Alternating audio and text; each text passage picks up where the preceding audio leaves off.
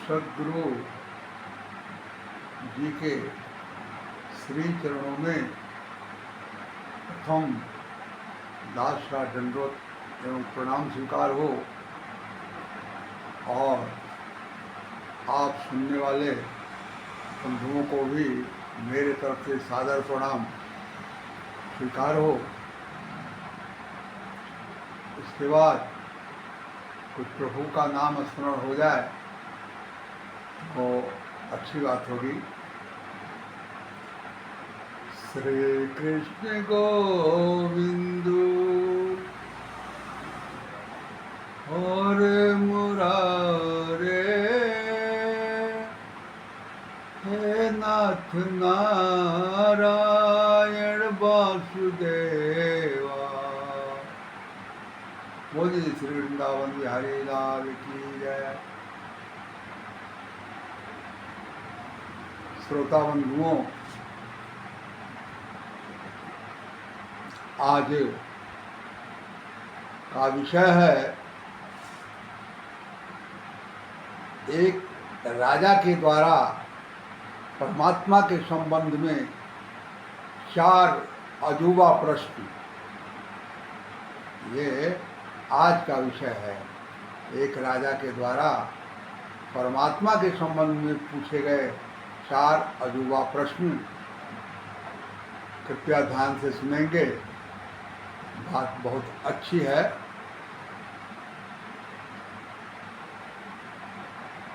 एक राजा के वहाँ कई पीढ़ी दर पीढ़ी से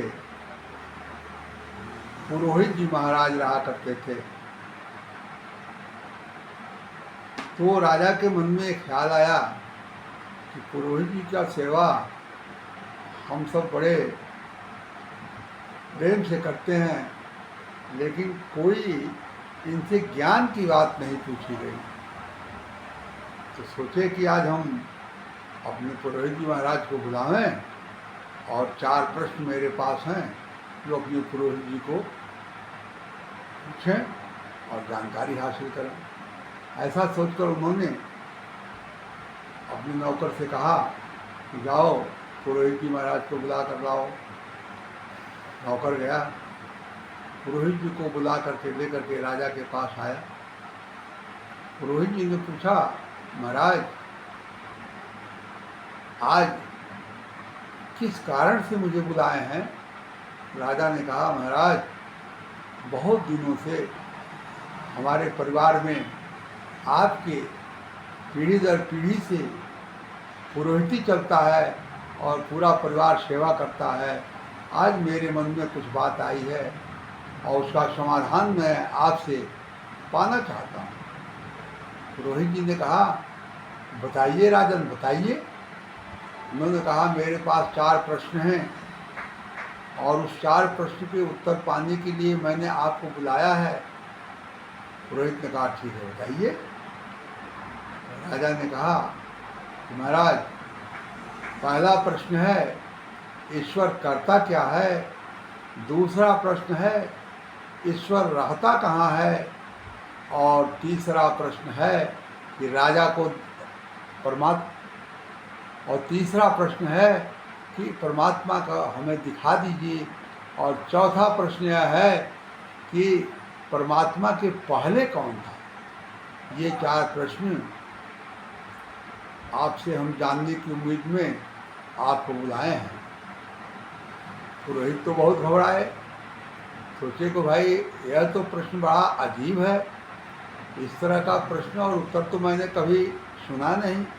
लेकिन चूंकि राजा जब बात कह रहे हैं तो उस बात को पूरा हमें करने का प्रयास करना ही पड़ेगा। पंडित जी बड़े समझदार थे। उन्होंने राजा से कहा, महाराज हमें 1 महीने का समय दे दीजिए तो मैं आपके इन 4 प्रश्नों का उत्तर आपको दे दूंगा।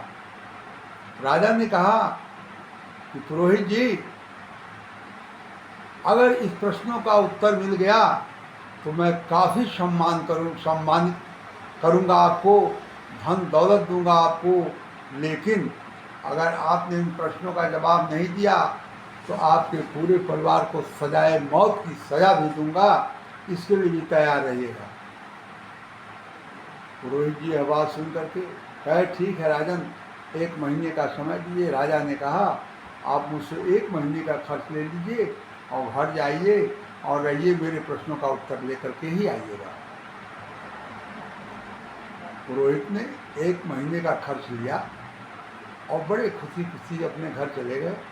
घर जाकर के उन्होंने जो भी शास्त्र वेद पुराण उनकी जानकारी में था, सारे शास्त्र पुराण को पन्नों पन्नों छान डाला। कोई शास्त्र और पुराण, कोई धार्मिक पुस्तक जो भी उनके जानकारी में थे, उन्होंने पूरा प्रयास किया। करते करते करते समझिए 29 दिन बीत गया, लेकिन राजा के पूछे गए प्रश्न का उत्तर नहीं पाया उन्होंने। बड़ी घबराहट हुई उनको कि अब तो कल की ही बात है और कल 30वां दिन है और कल जाने का समय है।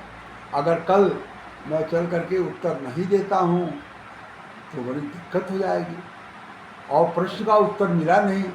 अगर मैं कल जाऊँगा तो बताऊँगा क्या, बता ही नहीं पाऊँगा तो मेरे परिवार को सजाए मौत हो जाएगी। ऐसा सोचकर पुरोहित ने सोचा कि क्यों न अपने परिवार के साथ मैं इस राजा का राज्य ही छोड़ करके दूसरे राज्य में चला जाऊं, ताकि इस दंड से वंचित हो जाऊंगा। राजा क्या किए, ये राजा ने, पुरोहित ने क्या किया, अपनी पत्नी को सारी बात बताई और पत्नी से कहा कि पत्नी से कि आप और हम दोनों आज ही इस राज्य की सीमा से बाहर चले जाएंगे, क्योंकि जो राजा ने प्रश्न पूछा है उस प्रश्न का उत्तर मुझे नहीं मिला है। अगर राजा पा जाएगा तो हम लोगों को सजाए मौत देगा। इससे बेहतर है कि हम लोग रात को घर छोड़ करके बाहर चले जाएं, इस राज्य की सीमा से बाहर चले जाएं। रात्रि का जब 12 बजता है तो पुरोहित जी अपने पत्नी को साथ लेकर के और जो घर में कुछ पैसे कौड़ी थी उसको लेकर के और निकल गए। तो चूंकि पुरोहित जी भगवान के भक्त थे, भगवान को भी इस बात की दया आई कि कुछ भी हो, लेकिन यह पुरोहित तो मेरा ही भजन करता है और मेरा भक्त है, भले साधारण है, इसके पास समझ नहीं है, लेकिन आज इसके पर वक्त आया है तो हमें इसकी रक्षा करनी चाहिए। ये जब लोग दोनों 12 बजे रात को जब राज्य के सरहद पर पहुंचते हैं तो भगवान एक छोटे से बच्चे का रूप पकड़ करके पहले से वहाँ मौजूद मिल जाते हैं। ये लोग जब देखते हैं तो इनके मन में यह आया कि राजा जो है CID भेजा हुआ है। ये भागने लगे, बच्चा भी जो है दौड़ाने लगा, दौड़ा करके जा करके जो है पुरोहित जी के दोनों पांव छान लिया। पुरोहित जी ने बड़ा अनुनय विनय किया, कहा बाबू और हमको छोड़ दो, हम बड़ी परिस्थिति में हैं, बड़ी मुसीबत में हैं, अगर हम पकड़ लिए जाएंगे तो हमें और हमारे परिवार को सजाए मौत होगी। बच्चे ने पूछा कि महाराज आखिर कष्ट क्या है आपको, क्यों भाग रहे हैं। उन्होंने सारी पिछले की बातें बताई कि राजा ने 4 प्रश्न पूछा है। तो बच्चे ने कहा वह कौन सा प्रश्न है। तो पुरोहित जी महाराज ने बताया कि महाराज वह प्रश्न यह है कि भगवान करता क्या है, भगवान दूसरा है कि भगवान रहता कहाँ है और भगवान को दिखा दो। और चौथा प्रश्न है कि परमात्मा के पहले कौन था, यही प्रश्न है। बच्चे ने कहा अरे महाराज आप खुशी खुशी घर चलिए, इस चारों प्रश्न का उत्तर मैं दे दूंगा और प्रशंसा आपकी हो जाएगी। तो पुरोहित ने कहा ठीक है, विश्वास कर लिया पुरोहित ने। पहले तो विश्वास नहीं कर रहे थे पुरोहित। बच्चे ने कहा अगर आप नहीं घूम करके घर चलेंगे मैं हल्ला कर दूंगा, अभी आप पकड़े जाएंगे, और नहीं घूम कर चलेंगे तो मैं आपके प्रश्न का जवाब दूंगा और आप जो है सम्मान भी पाएंगे, इनाम भी पाएंगे, पुरस्कार भी पाएंगे और बड़े इज्जत से इस राज्य की जो कुर्सी आपको मिली है इस राजा के दरबार में आप रहेंगे। पुरोहित ने कहा ठीक है चलो। पुरोहित जी इसी रात को फिर घर लौट के चले आते हैं। सुबह 30वां दिन था साहब, 30वां दिन सुबह था। बच्चे ने कहा कि महाराज हमारे लिए एक टोकरी ला दीजिए घास गढ़ने वाली, और गढ़ने के लिए खुरपा ला दीजिए, एक घास पीटने का डंडा ला दीजिए, और एक हमारे लिए गमछा ला दीजिए, वही बांध के मैं चलूँगा। और जब मैं चलूँगा तो वहाँ पहुँचने पर राजा जब पूछेंगे कि क्यों गुरुजी, क्यों पुरोहित जी, आपने मेरे सवाल का जवाब लाया, तो आप कहिएगा, अरे महाराज, इतना छोटे छोटे सवाल का जवाब मैं क्या दूं, एक मेरा घास गढ़ने वाला शिष्य है जो मेरी गऊओं की देखभाल करता है, वही सवाल का जवाब दे देगा। इसलिए मैंने आपसे 1 महीने का समय ले लिया, और आज समय महीना पूरा हो गया है। आज 30वां दिन है। आज शिष्य मेरा अपने घर से मेरे घर आ गया है, तो वही लेकर के मैं आया हूँ महाराज, और इससे जो है प्रश्न आप पूछ लीजिए। जानते हैं क्या हुआ? उस समय उस राज्य के सारे गणमान्य लोग राज्यसभा में मौजूद थे। राजा एक ऊंचे सिंहासन पर विराजमान था। राजा के सामने लोग प्रस्तुत हुए। राजा ने पूछा, पंडित जी, क्या मेरे प्रश्नों का जवाब आप लेकर आए हैं? पंडित जी ने कहा, हाँ। तो कहे कि बताओ। पंडित जी ने कहा कि ऐसे छोटे छोटे सवाल का जवाब देना मेरे लिए अच्छी बात नहीं है, इस सवाल का जवाब तो मेरा शिष्य ही दे देगा। तो कहे, तो फिर उसी दिन ला कर क्यों नहीं दिलवा दिए? तो पंडित जी ने कहा कि उस समय हमारा शिष्य 1 महीने की छुट्टी पर गया था, और आज उसकी छुट्टी पूरा हो गई है, वही लेकर आया हूँ महाराज। अब इस शिष्य से ही पूछ लीजिए। क्या हुआ? राजा सिंहासन पर बैठा हुआ है, और बच्चा जो है नीचे हाथ में टोकरी लेकर के, डंडा लेकर के, घास पीटने वाला, और अपना खुरपा लिया हुआ है, और जो है सर पर जो है गमछा बांधे हुए सिंहासन के सामने खड़ा है। राजा ने पूछा, क्यों बच्चे, क्या तुम मेरे सवाल का जवाब दोगे? उसने कहा, बिल्कुल दूंगा, बताइए आपका प्रश्न क्या है। राजा ने पुनः और 4 प्रश्न अपना बताया। बच्चे ने कहा कि ठीक है, आपके इस 4 प्रश्न में कोई बहुत बड़ा दम नहीं है, इस प्रश्न का उत्तर तो मैं अभी बता दे रहा हूँ, लेकिन एक चीज़ मैं आपसे पूछ रहा हूँ, आप बताइए। राजा ने कहा, पूछो। बच्चे ने कहा, यह बताइए राजन, प्रश्न पूछने वाले में और जवाब देने वाले में आपस में संबंध क्या बनता है? जैसा कि हम सब जानते हैं, जो प्रश्न पूछता है वह शिष्य है, जो उत्तर देता है वह गुरु है। बच्चे ने ही बात उनसे पूछा। राजा ने कहा कि अरे भाई, प्रश्न पूछने वाला तो शिष्य के दर्जा पर है, और जवाब देने वाला जो है गुरु के दर्जे पर है। तो बच्चे ने कहा कि इसमें प्रश्न कौन पूछ रहा है? राजा ने कहा, प्रश्न तो मैं पूछ रहा हूँ, उत्तर कौन देगा? तो तुम दोगे। तो बच्चे ने कहा कि ये बताइए राजन, क्या आपके राज्य का यही धर्म है? क्या यही आपका न्याय है कि शिष्य जो है सिंहासन पर विराजमान हो, और गुरु जो है, जो सब जवाब देने वाला है, वो नीचे खड़ा रहे? यही आपका न्याय है? यही आपका धर्म है? आप अपनी जगह आइए, मैं आपकी जगह आऊँगा, तो भी आपके प्रश्न का जवाब मिलेगा, अन्यथा नहीं। क्योंकि बड़ी भीड़ जुटी थी, बहुत सारी जनता वहाँ थी। राजा ने विचार किया कि अगर ऐसा नहीं करता हूँ तो प्रजा में हमारी बड़ी नामहोशी होगी, हमारी बड़ी हंसी होगी, ये अन्याय हो जाएगा। राजा आया उतर करके, उसके अहंकार को तो बहुत ठेस लगा, क्रोधित तो बहुत हुआ, लेकिन नीचे उतर करके आया, नीचे खड़ा हो गया, और बच्चा जाकर राज सिंहासन पर विराजमान हो गया। और बच्चे ने कहा, ठीक है, अब प्रश्न पूछो। राजा ने कहा, पहला प्रश्न बताओ, भगवान क्या करता है? बच्चे ने कहा, अरे राजन, तेरे जैसा तो अंधा मैंने देखा ही नहीं। अभी 1 मिनट पहले तुम मेरी जगह थे, और मैं तेरी जगह हो गया। यही राजा, यही परमात्मा करता है। 1 मिनट पहले राजा की कुर्सी पर मैं नौकर हूँ, घास गढ़ने वाला मैं बैठ गया, और मेरे जगह आप खड़ा हो गए। यही परमात्मा करता है। एक क्षण में राजा को प्रजा की जगह, प्रजा को राजा की जगह यही ईश्वर करता है। राजा ने मान लिया और सारे जो गणमान्य लोग जुटे थे सबने इस उत्तर का सबने अनुमोदन किया, सबने जो है स्वीकार किया और बड़ी प्रशंसा किया बच्चों का। राजा ने दूसरा प्रश्न पूछा कि ठीक है, दूसरा प्रश्न बताओ। बच्चे ने कहा पूछिए। इन्होंने कहा कि ईश्वर रहता कहाँ है।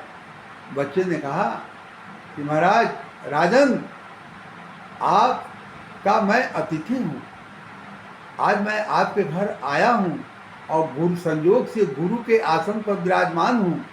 क्या गुरु का आप सम्मान करना नहीं जानते? आपने गुरु को कुछ नाश्ता पानी भी नहीं कराया। राजा ने कहा बताइए क्या लेंगे आप नाश्ते में। बच्चे ने कहा दूध मंगवा दीजिए, हम संत समाज के लोग हैं, हमारे लिए अच्छी बात है। दूध आ गया कटोरे में।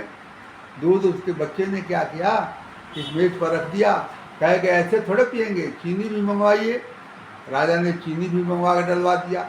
वो लगा बच्चा अंगुली से मिलाते मिलाते 5 मिनट बीता, 10 मिनट बीता, आधा घंटा बीता। राजा झल्ला करके बोला अरे क्या कर रहे हो उसमें, अभी तक चीनी नहीं मिली। जानते बच्चे ने क्या कहा, बड़ी रहस्यमय बात कहा, बड़ी अर्थपूर्ण बात कहा। बच्चे ने कहा राजन चीनी तो कभी का मिल चुका है, अरे मैं इसमें मक्खन खोज रहा हूँ। राजा ने कहा मक्खन खोज रहा है, ऐसे मक्खन मिलता है? बच्चे ने कहा पता है राजन आपको कि दूध में मक्खन है? राजा ने कहा हाँ दूध में मक्खन है। तो बच्चे ने कहा वही तो खोज रहा हूँ। तो राजा ने कहा कि ऐसे कैसे मिलेगा? तो बच्चे ने कहा देखिए मक्खन कैसे मिलता है। तो राजा ने कहा इसको गर्म करते हैं, ठंडा करते हैं, जावन डालते हैं, मथानी चलाते हैं, तब घी बाहर होता है। तो बच्चे ने कहा कि यही आपके प्रश्न का उत्तर है। इस शरीर में भी ऐसे ही परमात्मा दूध में घी की भांति मिला हुआ है, लेकिन इस शरीर में रहते हुए वो दिखाई नहीं देता है। जैसे दूध को विविध क्रियाओं के द्वारा गुजरने के बाद घी बाहर हो जाता है, ऐसे ही इस शरीर में छिपे हुए परमात्मा को दर्शन करने के लिए, छिपे हुए परमात्मा को पाने के लिए, अनुभव के लिए हमको विविध क्रियाओं के द्वारा, योग के द्वारा, भक्ति के द्वारा, ज्ञान के द्वारा हम जब विविध क्रियाएं करते हैं तो जैसे दूध से घी बाहर आकर दिखाई दे देता है, ऐसे परमात्मा भी प्रत्यक्ष हो जाता है। तो प्रश्न का भी जो है राजा ने अनुमोदन किया, कहा बिल्कुल सही बात है। उन्होंने कहा तो दिखा दो तीसरा प्रश्न। बच्चे ने कहा कि ये जब 2 काम कर लोगे भैया तो तीसरा जब बाघी बाहर आ जाएगा तो तुम देख ही लोगे। ऐसे शरीर की क्रियाओं से गुजरो, परमात्मा प्रत्यक्ष होगा तो परमात्मा का तुम दर्शन कर लोगे। 3 हो गया। जब 3 प्रश्न का उत्तर हो गया तो बच्चे ने कहा भाई अब तो एक ही प्रश्न है, अब तो हम चलने वाले हैं और आप हमको कुछ गुरु दक्षिणा दोगे। तो राजा ने कहा कि क्या गुरु दक्षिणा दे दें। बच्चे ने कहा हम संत समाज के लोग हैं, दूसरा क्या दोगे, हमको मोती दे दो। कितना दे दें? 2 दर्जन मोती मंगा दो। राजा ने कहा आदेश हुआ, तुरंत 2 दर्जन मोती आया। राजा उस मोती को बच्चे के सामने रखते हुए कहा कि इस मोती को स्वीकार कीजिए। उन्होंने कहा कितना है? राजा ने कहा 2 दर्जन। कहा इसको राउंड में रख दो, ये 2 दर्जन नहीं है, तुम गिनोगे तब मैं मानूंगा, गिन के बताओ तो कैसे 24 है। बच्चे ने सारे मोती को अपने मेज पर राउंड में रख दिया और बच्चे ने कहा कि आप गिनो देखो 2 दर्जन है कि नहीं है। राजा ने जो ही हाथ लगाया, 1 कहा, त्यों ही बच्चे ने उनका हाथ पकड़ दिया। कहा 1 नहीं, 1 से पहले की संख्या बोलो। उसने कहा 1 से पहले की संख्या तो नहीं होती है। उसने कहा ऐसे ही जैसे 1 के पहले कोई संख्या नहीं है, वैसे परमात्मा 1 है, उसके पहले कोई नहीं है, पहले से भी पहले वह है। जहाँ भी ढूंढिए कितना हूँ पहले जाओगे तो वह पहले से भी पहले मिलेगा। इस तरह करके जो है चारों प्रश्न का उत्तर बच्चे ने राजा को संतुष्ट करा दिया। सारे गणमान्य लोगों ने उस बच्चे का जय जयकारा मनाया और बड़े सम्मान के साथ उस बच्चे की विदाई हुई। तो श्रोता बंधुओं, ये 2-4 प्रश्न जो के उत्तर जो मैंने आपका सुनाया है, ये दृष्टांत है, ये कहानी सच है या नहीं है यह माने नहीं रखता है, इसका उद्देश्य बहुत सच है, उद्देश्य समझने जैसा है। इसलिए आज की कार्यक्रम में यह चारों प्रश्न और प्रश्न का उत्तर मैंने आपको सुनाया। अगर कोई गलती सही हो तो क्षमा कीजिएगा। पुनः अगले कार्यक्रम में पुनः मैं आपके मुखातिब होऊंगा और फिर आपके अंदर बैठे हुए जो जन जन में जो परमात्मा विराजमान है, आप में के अंदर भी वह विराजमान है, आपके अंदर बैठे हुए परमात्मा को दास की तरफ से कोट कोट प्रणाम।